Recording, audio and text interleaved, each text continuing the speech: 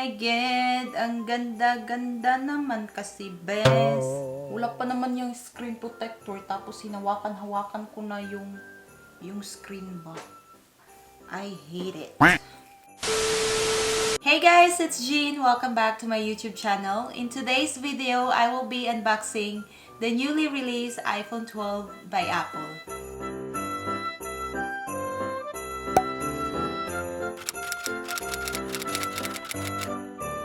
Here it is. I am so excited for my husband. Yes, this is not my phone. This is my husband's phone.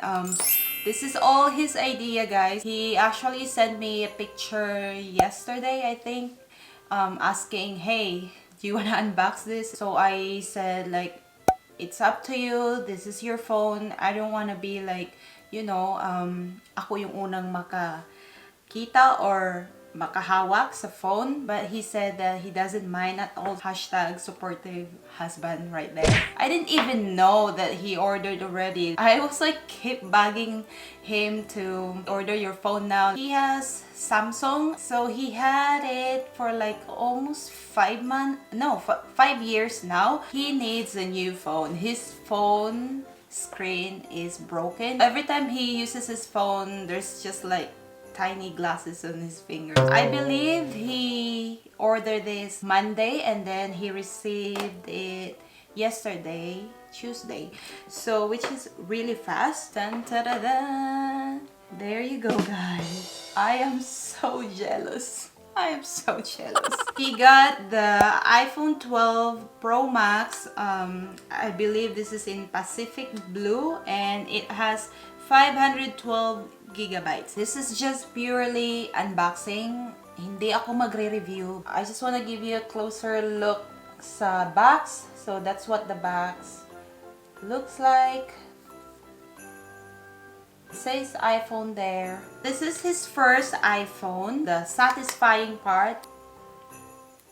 Oh my god.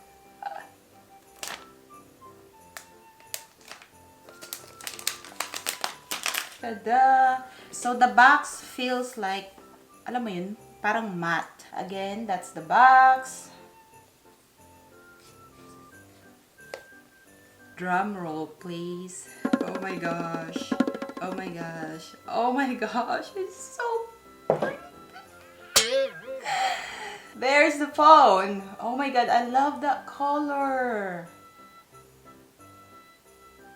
Let's take it out from the box. Oh jeez. Oh my gosh. It's so pretty. My god. Oh man. Like I've said, guys, this is all his idea. This one, again, the satisfying part. Oof. That's the phone right there. Let me give you a closer look. It's just focusing on me. So that's the phone. And that's the back of the phone. It has their logo and then the 3 cameras. And that's the side.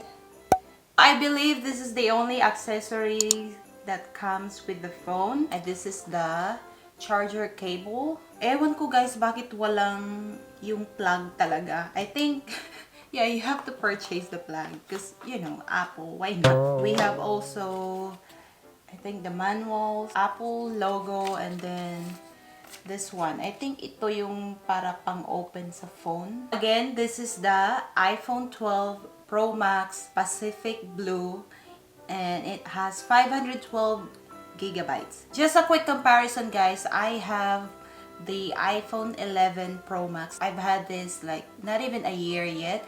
It will be like 1 year next year. Prior to this, I had also the Samsung 7 Edge. So this is my first iPhone as well. Pareho lang yung laki nila. So, or maybe the iPhone 12 is a bit taller. I don't want to scratch it because it doesn't have the screen protector yet. I was trying to put my phone on top of his phone, but yeah, I just don't want to do it. I think the iPhone 12 is a bit taller, but the screen, it looks the same. As you can see, the iPhone 11 has this curvy edge. I don't know if you can see it. It's just focusing on my face. Unlike the iPhone 12, it has this boxy looking.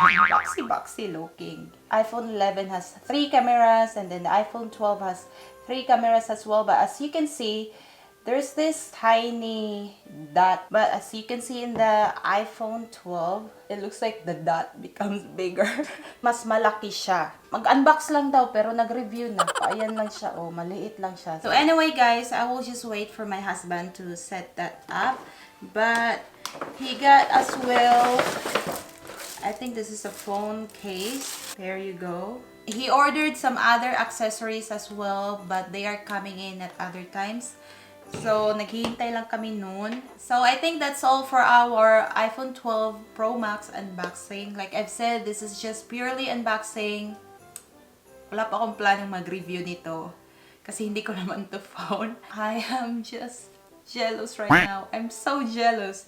But at the same time, I am so excited for him as well. Like I've said, this is his first iPhone. Minsan talaga guys, natutukso talaga ako every time na yung Apple nagre-release ng mga bagong gadgets. But him, alam mo yun, yung kung pwedeng patagalin yung bagay, papatagalin niya talaga guys. Like I've said, his phone has broken screen.